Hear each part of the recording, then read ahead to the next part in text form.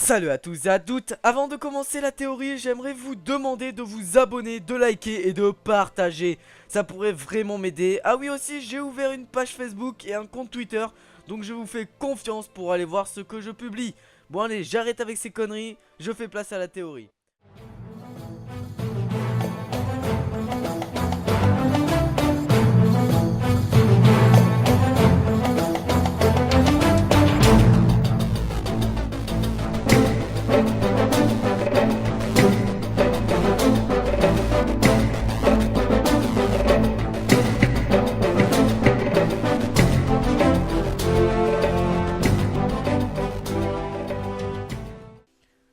Donc commençons, je pense que Luffy se fera capturer par la marine pendant l'arc rêverie. Enfin, quand je dis la marine, je pense plus à Akainu. Je pense que déjà Luffy rencontrera son père, le fabuleux, le magnifique et puissant dragon.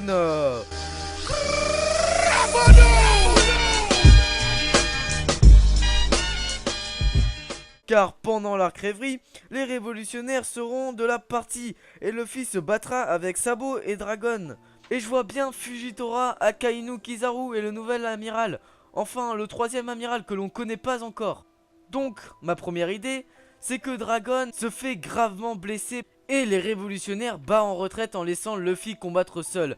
Car Luffy voudra se sacrifier pour faire en sorte que Nami, Chopper, Sanji, Jinbei, Brook et la ravissante et mignonne Carotte puissent évacuer avec les révolutionnaires. Et après, Luffy se fait capturer comme un malpropre et se fera exécuter.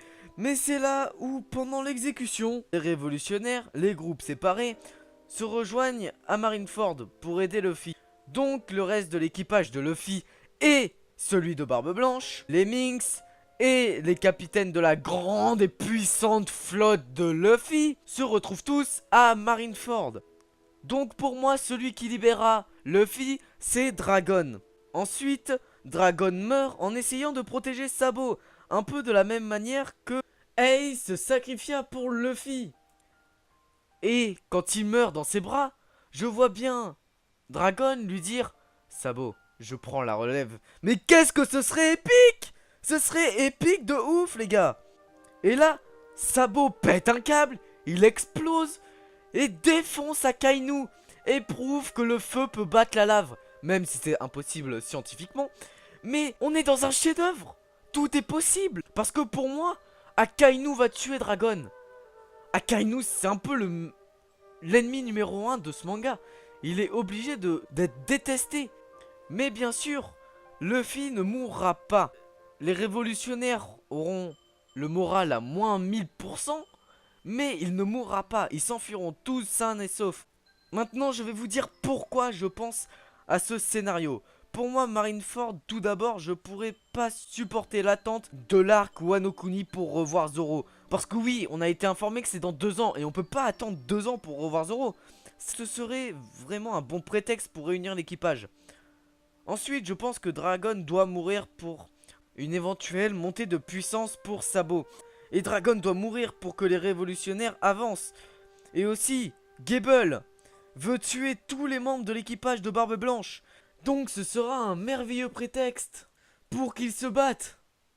Et on pourrait voir enfin le vrai pouvoir. Imaginez un pouvoir aussi démesuré que Barbe Blanche. Ce serait flippant, non? Et en plus, ça serait trop bien de revoir la flotte tout entière de Luffy combattre main dans la main pour sauver leur roi. Enfin, je dis roi, entre guillemets roi, parce que c'est pas vraiment un roi. Mais ils ont bu la coupe de souverain, donc pour moi, c'est un roi. Donc j'en ai fini avec cette théorie, j'espère qu'elle vous aura plu. Dites-moi ce que vous en avez pensé dans les commentaires. Allez, je repars sur les mers du globe. PS.